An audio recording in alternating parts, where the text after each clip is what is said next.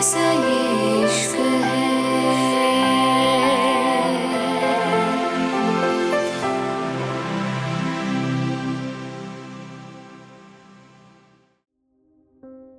मुंबई जन्नत villa. Jenny की बात पे पुष्कर जी से पहले रुद्राक्ष जल्दी से बोला, कुछ नहीं, कुछ इतना खास नहीं है। तुम कॉलेज जा रही थी ना? रुद्राक्ष की बात पे जेनी धीरे से बोली, हाँ जा तो रही थी, लेकिन वो दादू कुछ कह रहे थे ना तुम्हें। जेनी की बात पे रुद्राक्ष उसको चुप करते हुए बोला, दादू बिजनेस से रिलेटेड कोई बात कर रहे थे, तुम उसकी टेंशन मत लो। तुम कॉलेज जा रही थी तो जाओ। जेनी जल्दी से बोली, हाँ जा तो रही थी, लेकिन अब नहीं जा रही, मैं अब यहीं हूं। रुद्राक्ष हैरानी से बोला, क्या?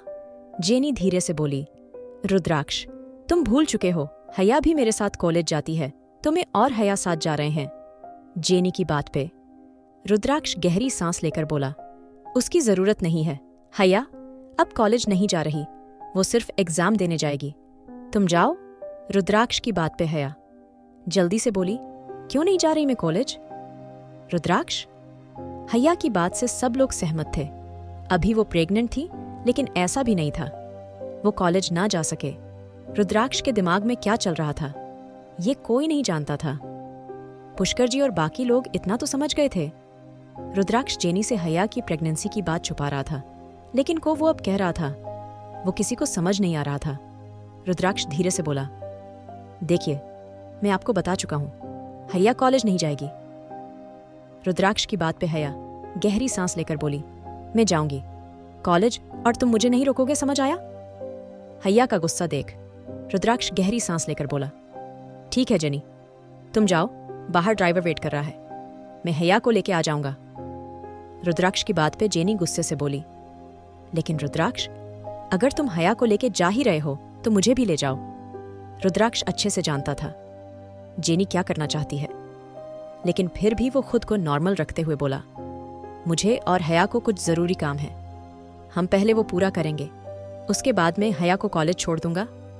रुद्राक्ष की बात पे जेनी धीरे से बोली, ठीक है अगर तुम चाहो तो मैं तुम्हारे साथ चल सकती हूँ, मुझे कोई प्रॉब्लम नहीं। जेनी की बात पे इस बार हया चिढ़ते हुए बोली, जेनी जब तुम्हें रुद्राक्ष एक बार मना कर चुका है, तुम क्यों जबरदस्ती एक बात पे लगी हुई हो? अरे मैंने बोल दिया, उसने बोल दिया, हम दोनों ने बोल दिया ना तुम्हें, हमें कुछ जरूरी काम है, प्लीज तुम समझोगी? हया का पहले ही इतना दिमाग खराब हो रहा था, अब ये लड़की उसको सिर्फ चिढ़ा रही थी। जेनी धीरे से बोली, अरे कोई बात नहीं हया, तुम इतना गुस्सा मत करो, मैं तो बस वैसे ही कह रही थी। ठीक है मैं निकलती हूँ। जेनी की बात पे पुष्कर जी धीरे से बोले, ध्यान से जाना जेनी, और तुम्हें रुद्राक्ष को कहने की जरूरत नहीं है, तुम्हारे लिए गाड़ी और ड्राइवर पहले से रेडी है, तो तुम आराम से जा सकती हो। इतना कह के पुष्कर जी उठते हुए बोला, रुद्राक्ष तुम भी हया को आराम से लेके जाना, अब सबसे डिनर पे मुलाकात होगी। इतना कह के पुष्कर जी चले गए थे। कुछ देर बाद हया रुद्राक्ष के साथ गाड़ी में बैठी थी। रुद्राक्ष धीरे से बोला, अब किस बात का गुस्सा है तुम्हें? मुझे तुम्हारा कुछ समझ नहीं आता। रुद्राक्ष की बात पे हया चिढ़ते हुए बोली, ये जेनी यहां से कब दफा हो रही है? देखो रुद्राक्ष, मुझे अब जेनी के इरादे कुछ सही नहीं लग रहे, पता नहीं वो बहुत अजीब बिहेव करती है, मुझे लगता है वो कुछ तो करने की सोच रही है।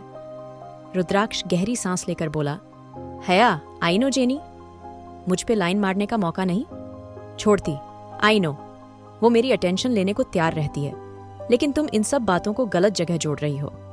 तुम अच्छे से जानती हो जेनी सीधी साधी जर्मनी की लड़की है जो सिर्फ अपने नानू के साथ रही है और उन्होंने काफी अच्छी परवरिश करी है उसकी, तो मुझे लगता है तुम्हें इस बारे में इतना नहीं सोचना चाहिए। मैंने उसको तुम्हारी प्रेगनेंसी के बारे में इसलिए नहीं बताया क्योंकि वो ये बात बाहर कर सकती है, भरोस नहीं उसका, लेकिन इसका मतलब ये नहीं तुम उस पे शक करो, उस पे इल्जाम लगाओ, वो हमारी मेहमान है।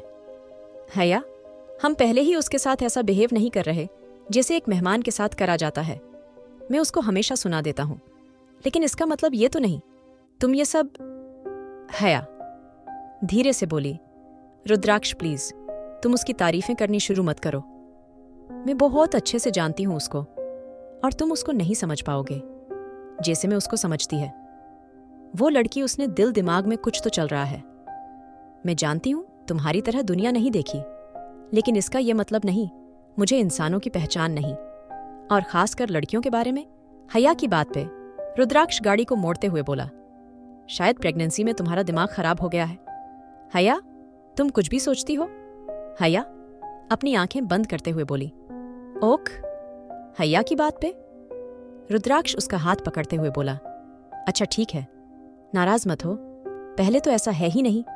अगर ऐसा हुआ भी तो याद रखना, मैं वादा करता हूं किसी को भी मैं तुम्हारे करीब नहीं आने दूंगा। किसी को नहीं? रुद्राक्ष की बात पे हया धीरे से बोली, कहीं तब तक देर ना हो जाए। हया की बात पे रुद्राक्ष गहरी सांस लेकर बोला, आइसक्रीम खाओगी? हया धीरे से बोली, आइसक्रीम सुबह सुबह? नहीं, मैं नहीं खाऊंगी। रुद्राक्ष धीरे से बोला, कोई बात नहीं, कुछ नहीं होगा, चलो। इतना कह के रुद्राक्ष ने गाड़ी आइसक्रीम शॉप के बाहर रोकी और अपना मास्क लगा के बाहर चला गया। रुद्राक्ष के बाहर जाते ही हया ने अपना सर पीछे टिका लिया था। कुछ देर बाद रुद्राक्ष वापस आया तो हया अभी वैसे ही बैठी थी। रुद्राक्ष उसके सामने आइसक्रीम करते हुए बोला, ये मेरी खूबसूरत बीवी के लिए। रुद्राक्ष की बात पे हया मुस्कुरा के बोली, चलो रुद्राक्ष, शेखावत में कुछ तो फर्क आया, काफी रोमांटिक हो गए हैं, है ना? हया की बात पे रुद्राक्ष धीरे से बोला, हाँ वो तो मैं कब से हूँ, लेकिन अब मैं अपने बच्चे की वजह से एक्स्ट्रा रोमांटिक हो चुका हूँ। हया धीरे से बोली, अच्छा, तो आज मैं कॉलेज कैसे जाऊंगी? इतनी देर तो तुमने यहीं करा दी। हया की बात पे रुद्राक्ष उसके बराबर में बैठते हुए बोला, कोई बात नहीं, आज हम दोनों घूम लेते हैं, कॉलेज कल चली जाना। वैसे मुझे लगता है तुम्हें कॉलेज अभी छोड़ देना चाहिए, मैं तुम्हारी प्रेगनेंसी में कोई रिस्क नहीं लेना चाहता। हया धीरे से बोली, कुछ नहीं होगा रुद्राक्ष, और मैं ऐसे एक जगह पड़े पड़े बोर हो जाऊंगी। जब मुझे लगेगा अब मुझे नहीं जाना चाहिए तो मैं नहीं जाऊंगी, पक्का। इतना कह के हया ने गहरी सांस ली थी। रुद्राक्ष धीरे से बोला, ठीक है, मैं कुछ नहीं कह रहा, और आज मैंने डॉक्टर से बात करी थी, अब तुम्हारा कॉलेज जाना कैंसिल हो ही गया है, तो आओ डॉक्टर से मिल लेते हैं। रुद्राक्ष की बात पे हया हैरानी से बोली, अच्छा, तो ये सब तुमने जानबूझ के किया है ना, ताकि मैं ना जाऊं? रुद्राक्ष आइसक्रीम हया को खिलाते हुए बोला, तुम चुप रहो। इतना कह के रुद्राक्ष धीरे से बोला, और तुम कॉलेज में भी अपनी प्रेगनेंसी की बात किसी से नहीं कहोगी, समझ आया? हया धीरे से बोली, हाँ जानती हूँ, वैसे भी तुमने मेरी बहुत बड़ी जिद मानी है, तो मैं भी अब तुम्हारी सब बात मानूंगी। इतना कह के हया ने रुद्राक्ष के कांधे से सर टिका लिया था। रुद्राक्ष हया के होठों को हल्का सा लिक करते हुए बोला, I love you so much. Rudraksha की बात पे हया धीरे से बोली, लव यू टू। कुछ देर बातें करने के बाद दोनों ही हॉस्पिटल के लिए निकल गए थे। अमेरिका। आज अरीना मिस्टर रॉबर्ट के साथ अपने डेट की कंपनी देखने आई थी। मिस्टर रॉबर्ट उसके जीजू भी थे। अरीना धीरे से बोली, तो रॉबर्ट, आप मुझे ये बताइए, इसमें किस काम की ज्यादा जरूरत है? मुझे लगता है बिल्डिंग में काम कराने की जरूरत नहीं है, सिर्फ थोड़ा बहुत फर्नीचर चेंज होगा, और मैं केबिन नए तरीके से बनवाना चाहूंगी। आपको क्या लगता है? अरीना की बात के रॉबर्ट धीरे से बोला, जैसा तुम चाहो। अरीना, वैसे भी मैं कब से सोच रहा था यहाँ काम करवाने के लिए, लेकिन अभी मुझे लगा है तुमने सही फैसला लिया है। अरीना धीरे से बोली, जी मुझे भी यही लगता है, आप मेरी हेल्प कर रहे हैं, ये बहुत बड़ी बात है। रॉबर्ट धीरे से बोला, तुम मेरी साली हो, अगर मैं तुम्हारे काम नहीं आऊंगा तो कौन आएगा? देखो अरीना, मैं अच्छे से जानता हूं तुम अपनी जिंदगी में कैसे कैसे यहां तक आई हो, तुम्हारा रिश्ता, तुम्हारी शादी सब छोड़ के आई हो। आई नो, ये कंपनी आने वाले वक्त में अमेरिका पे राज करेगी, लेकिन तुम्हें बहुत सब्र से काम लेना होगा, तुझे अच्छे से यहाँ वक्त देना होगा, मेहनत करनी होगी, मीटिंग अटेंड करनी होगी। आई होप तुम्हें समझ आ रहा होगा, लेकिन मुझे पता चला है तुम प्रेग्नेंट हो, तो प्रेगनेंसी में ये सब, और फिर तुम्हारे बच्चे भी छोटे होंगे, एक बच्चा तुम एडॉप्ट भी कर चुकी हो।